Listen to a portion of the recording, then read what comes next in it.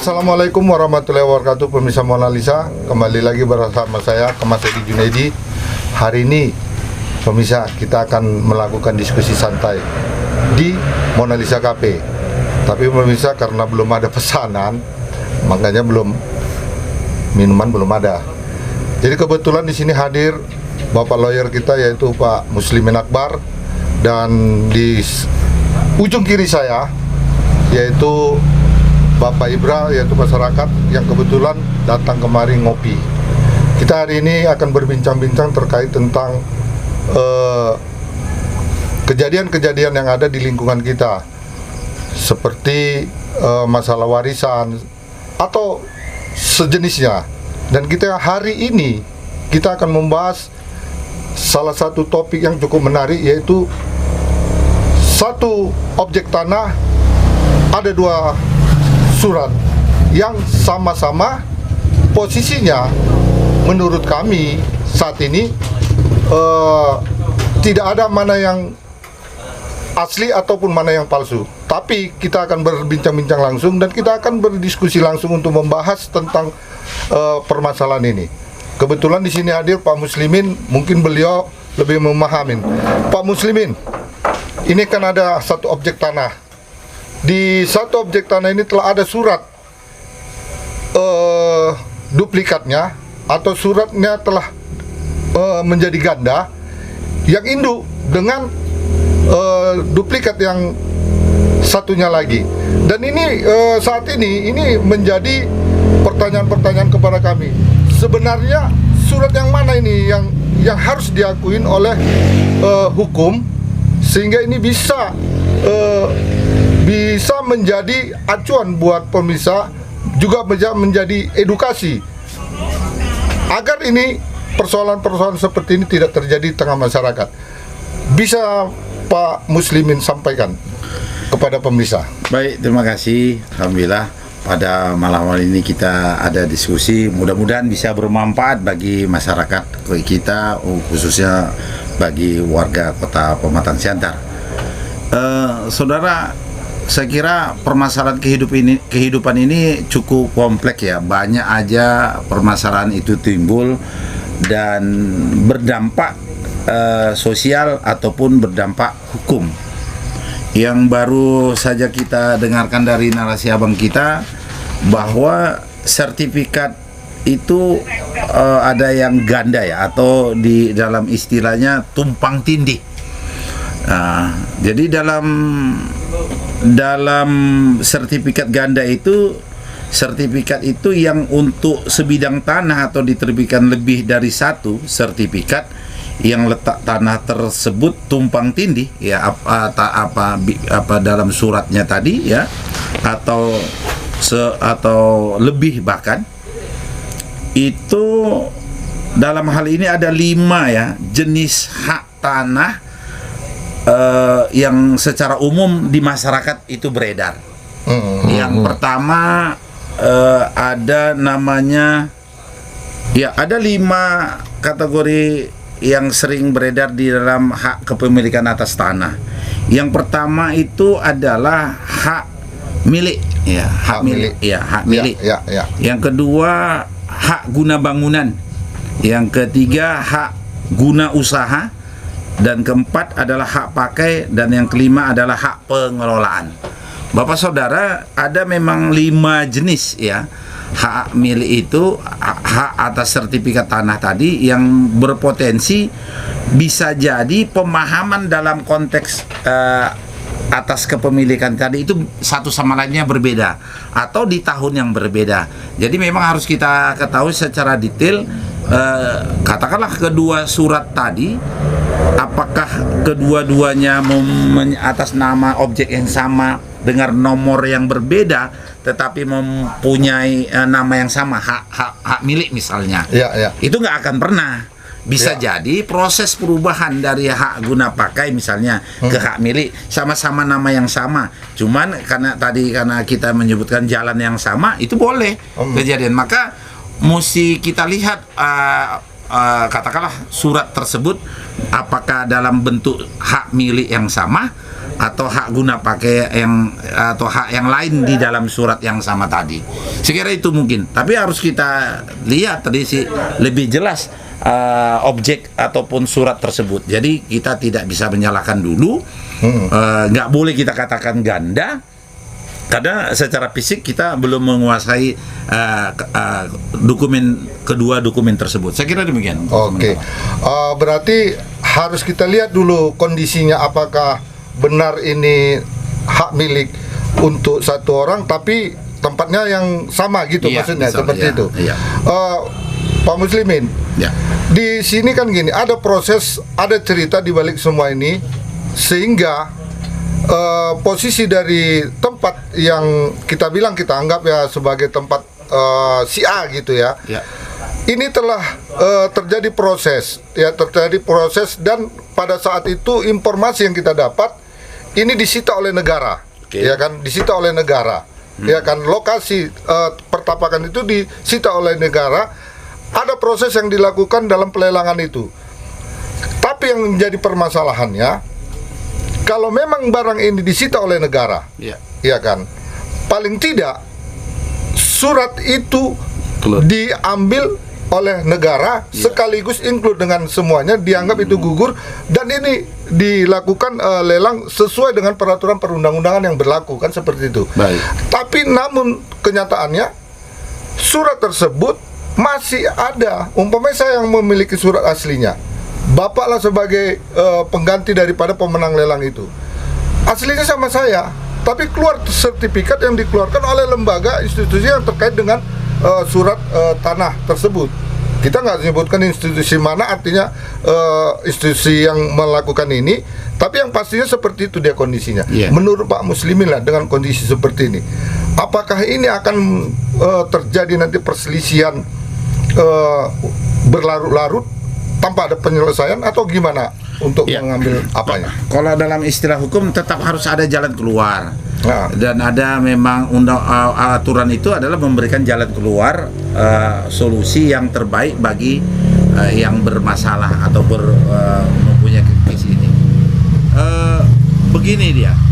Memang kalau dia telah dicatut ataupun telah diambil oleh negara dilelang oleh negara, dan ini kepemilikannya oleh punya negara, maka negara berhak atas pelelangan tanah tersebut. Itu udah jelas.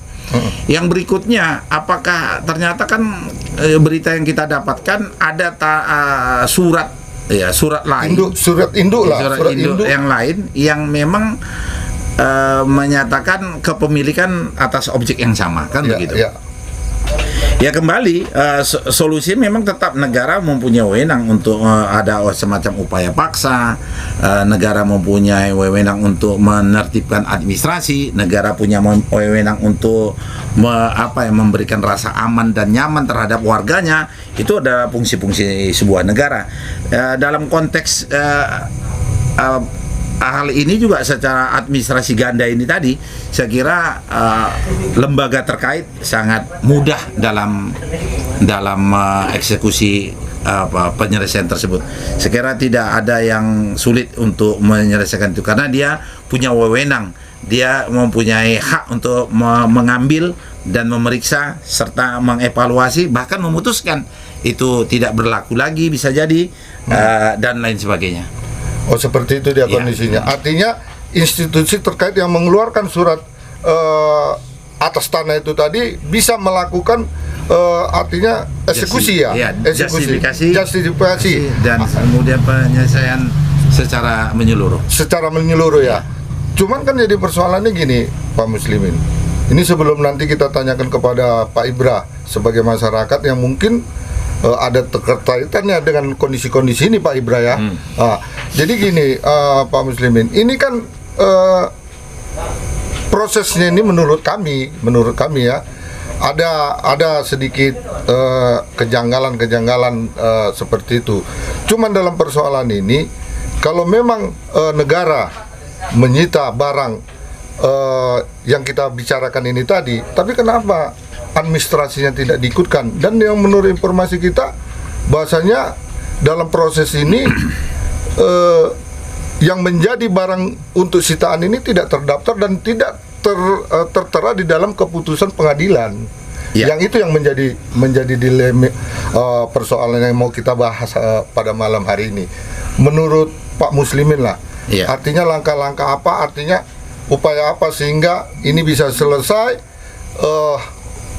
pemenang lelang itu juga bisa nyaman, pihak yang harta bendanya disita oleh negara itu tadi juga merasa nyaman. Jadi kan harus ada sinkronisasi yang dilakukan oleh kedua belah pihak. Menurut Pak Muslimin sendiri lah gimana? Baik, karena ini objeknya negara dengan masyarakat ya, karena objek negara ini cukup kuat apa aja, legalitasnya, wewenangnya, bahkan kekuasaannya.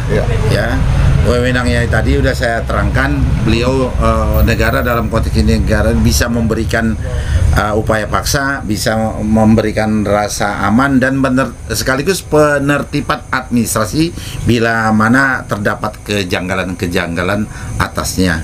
Saya kira dalam hal ini pemerintah ya dalam kurung pemerintah kota, dalam kurung itu cekinya gubernuran, dalam kurung Kementerian Dalam Negeri, dalam pembelaan aset negara itu ada tim apanya ya, tim verifikasinya, apanya juga ada ya, orang yang bertugas khusus untuk memverifikasi tentang aset negara ini. Saya kira mereka sudah paham betul untuk menyelesaikannya. Saya kira negara nggak boleh kalah lah terhadap tetap, apalagi bentuk-bentuk administrasi yang sifatnya double ataupun ganda dalam penerbitan sebuah sertifikat tanah. Saya kira nggak begitu sulit. Saya kira apa ini pola pandang kami lah ya dari segi konteks hukum, mereka ini akan menyelesaikannya dengan baik dan itulah tugas negara tadi. Saya kira demikian. Ya, pemirsa Monalisa, jangan kemana-mana, kita akan lanjutkan diskusi ini karena semakin menarik dan semakin terbuka wawasan kita dalam persoalan yang terjadi di tengah masyarakat. Pemirsa, ikutin kami terus. Ya, pemirsa Monalisa, diskusi ini kita lanjutkan kembali. Pak Muslimin, ada contoh case seperti di Jalan Sutomo 10. Artinya gini, Pak Muslimin, di lokasi tersebut 2 sertifikat sudah muncul. Oke. Ya kan? Satu atas nama Robert Edison Siahan, satu Esron Sirait Samosir. Esron Samosir. Pemenang tender. Yang menjadi persoalan sekarang di sini, apakah dua-dua surat ini berlaku atau surat yang lebih lama yang diberlakukan? Kita diskusi kita hari ini untuk membahas tentang persoalan ini. Menurut Pak Muslimin sebagai praktisi hukum, seperti apa langkah-langkah yang harus dilakukan dan bagaimana tindak lanjut proses ini agar ini bisa menjadi kembali satu seperti ini. Baik, terima kasih. Menurut hemat saya, ya hemat dalam pengetahuan subjek hukum yang kita pelajari, yang pertama, pemerintah dalam konteks masih dualisme atau double sertifikat, ini tetap akan menarik kedua-duanya, ya, menarik kedua-duanya dan akan segera mengeksekusi oleh tim yang telah bertugas di dalamnya. Dan itu saya kira tidaklah sebegitu susah bagi pemerintah untuk menyelesaikan double sertifikat seperti ini. Tentu yang mana nanti yang akan berhasil, yang mana nanti yang akan ditampilkan, tentu kita tunggu kerja mereka. Karena mereka yang mempunyai sistem, mereka yang mempunyai kekuasaan, dan mereka juga yang mempunyai keadilan asas hukum yang benar dan sesuai dengan perundangan yang berlaku. Jadi saya kira nggak begitu ruwet ini bagi pemerintah, dan ini banyak kasus-kasus gini dan tidak pernah terekspos di media massa, tetapi tetap selesai. Tidak ada kasus-kasus tanah yang, apalagi pemerintah Jokowi sangat intens dalam memberikan legalitas terhadap suatu tanah di dalam satu daerah tertentu. Saya kira demikian. Oke, artinya udah nampak gambaran seperti itu ya. Ini kita lihat Pak Ibra udah mulai melongo aja ya kan, karena ini serius atau memahamin atau gimana ini Pak Ibra? Ya, terima kasih Bapak Babe ya, pimpinan. Bapak aja, Babe aja. Ya, nah, inilah kadang-kadang kan selalu salah kaprah kita ya kan, Pak Muslimin Akbar sebagai lawyer kan gini kan. Jadi masyarakat itu menginterpretasikan hukum itu ya seadanya lah, sebatas apa yang berlaku. Tapi kan kadang-kadang ada juga pandangan masyarakat terjadi kejanggalan di dalam keputusan hukum. Seperti yang saya tahu, Bapak RE ya, itu punya tanah. Itu tadi sudah mulai diperjelas Babe di Jalan Stomo kan begitu. Kita sama-sama tahu dia terlibat satu pelanggaran hukum. Kemudian dengan pelanggaran hukum ini dibui kira-kira seperti itu ya. Ditetapkan menjadi 12 tahun penjara. Dan ini dilaluinya, kan seperti itu kan, dilaluinya, ditandatanganinya, tidak ada artinya harus membayar kerugian negara lagi gitu. Ya tiba-tiba rumahnya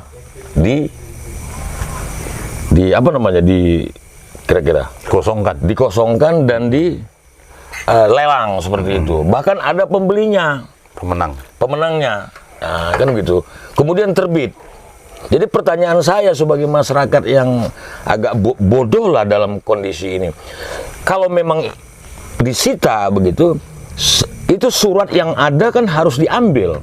Artinya yang dipegang Bapak RE selama ini ada surat itu.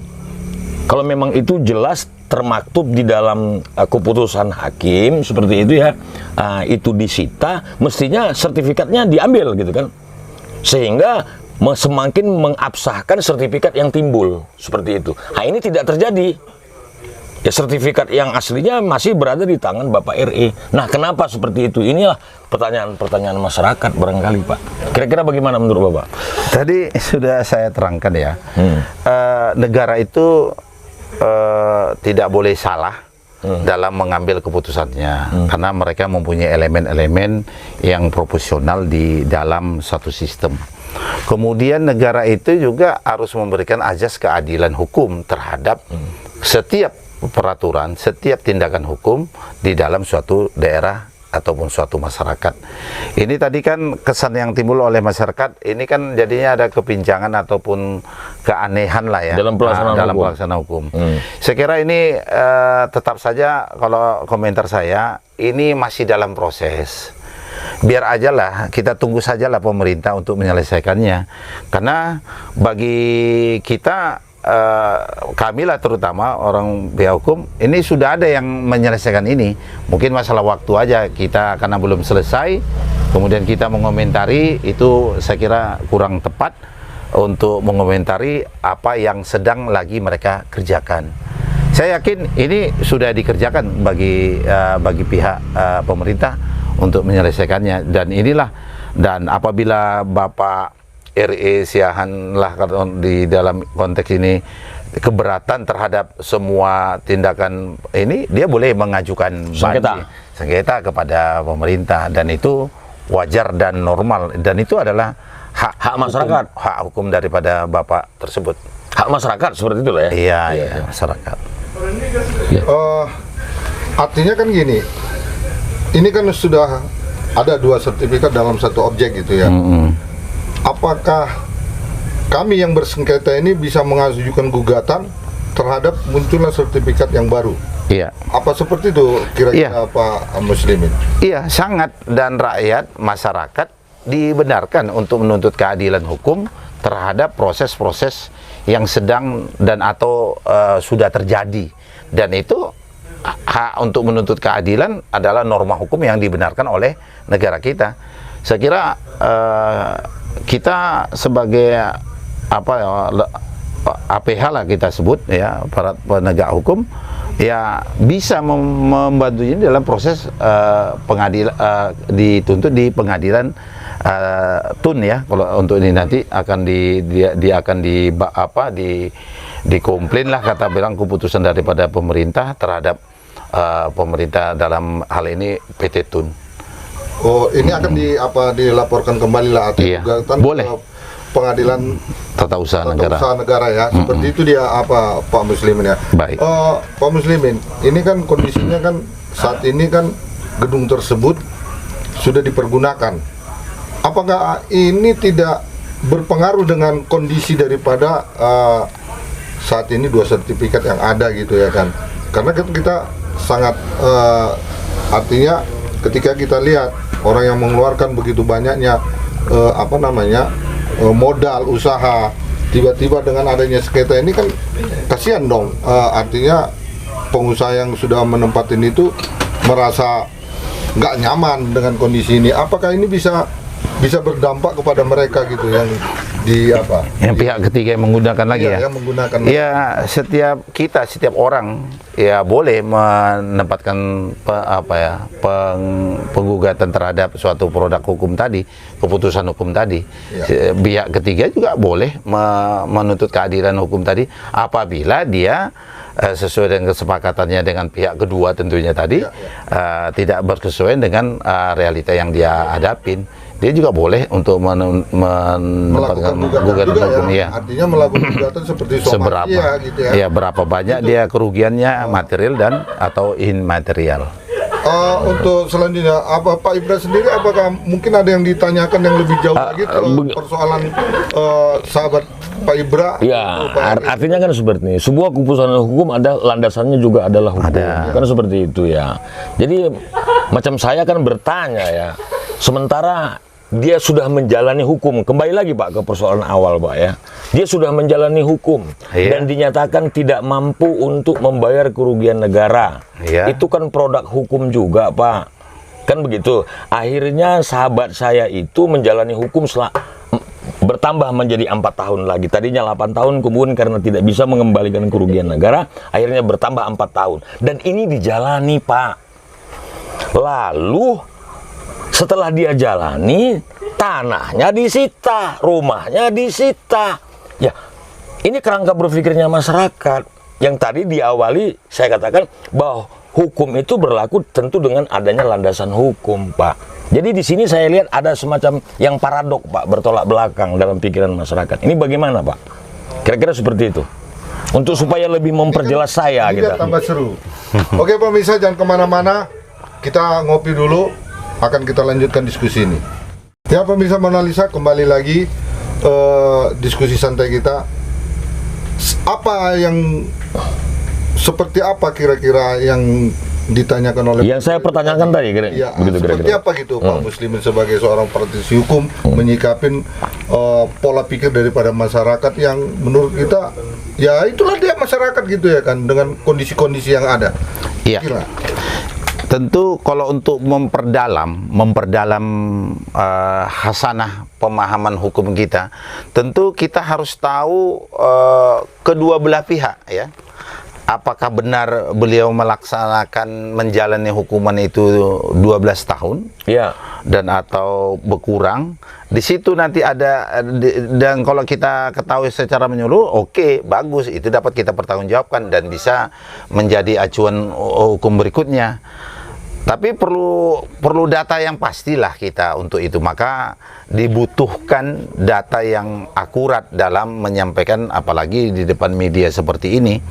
Jangan pula nanti setelah kita ternyata konfirmasi tidak penuh misalnya. Artinya ada celah hukum, yang bisa menjadi subjek untuk membatalkan penggantian daripada 4 tahun tadi.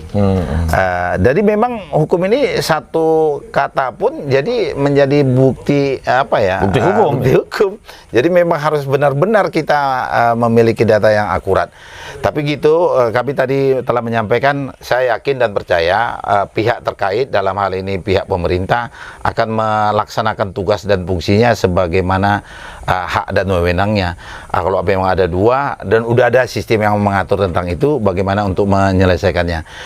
Dan ketepatan hari ini menjadi isu global daripada masyarakat Siantar, khususnya praktisi hukum.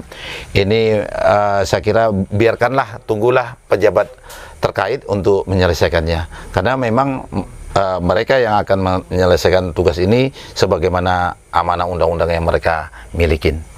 Menurut Pak Ibra, gimana atas jawaban dari Pak Muslimin? Apa Ya, kurang kena atau gimana gitu? masuk di akal. Jadi persoalan ada kewenangan dan ada kekuasaan gitu ya kan gitu.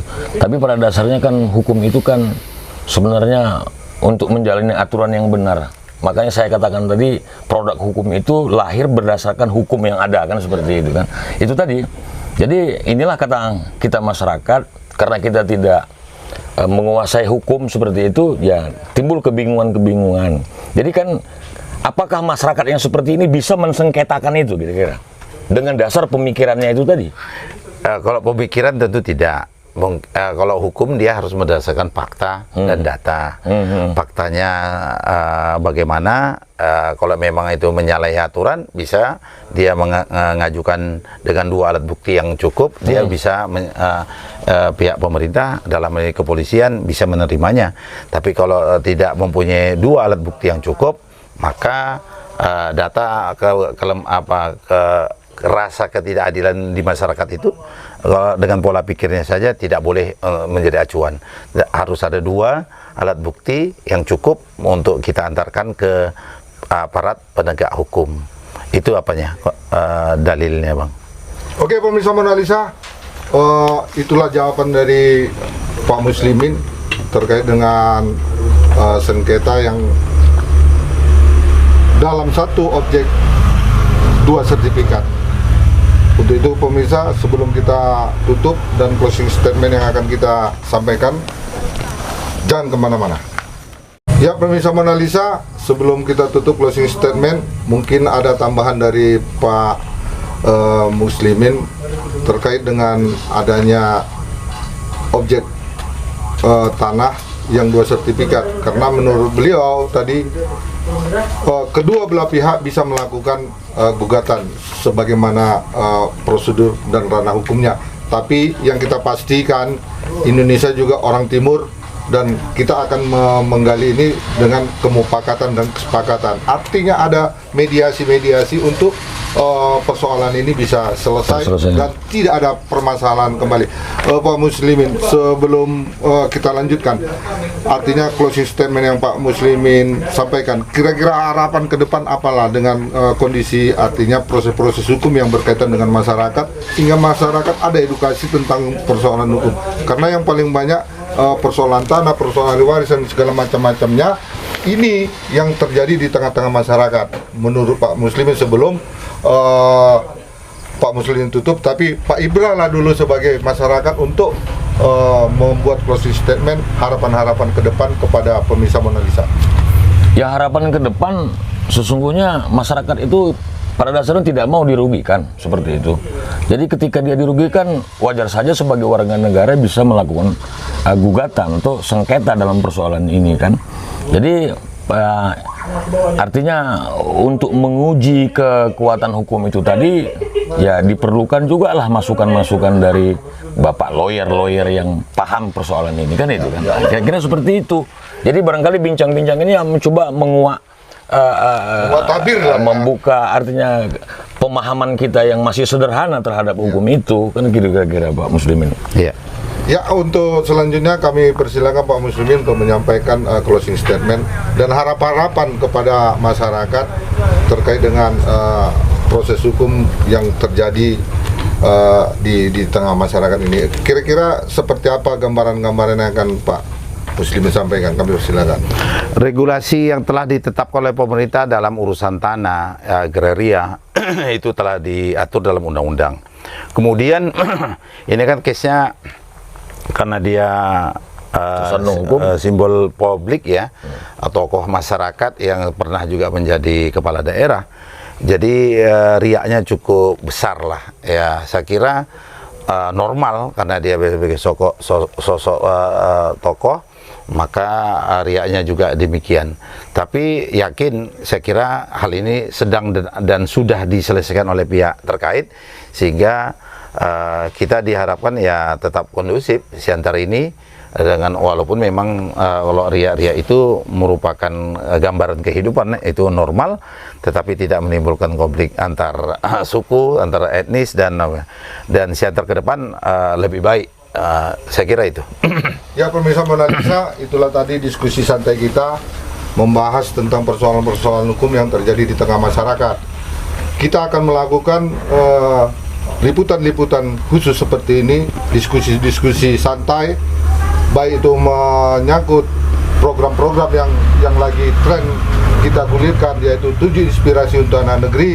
Ini akan kita tayangkan terus-menerus. Dan pemirsa jangan kemana-mana, terus mengikuti kami, yaitu dalam channel Mona Lisa TV Channel, yang setiap harinya selalu tayang di media sosial. Pemirsa, jangan kemana-mana, tetap ikut kami, tetap subscribe dan like. Assalamualaikum warahmatullahi wabarakatuh. Waalaikumsalam warahmatullahi wabarakatuh. Alhamdulillah selesai.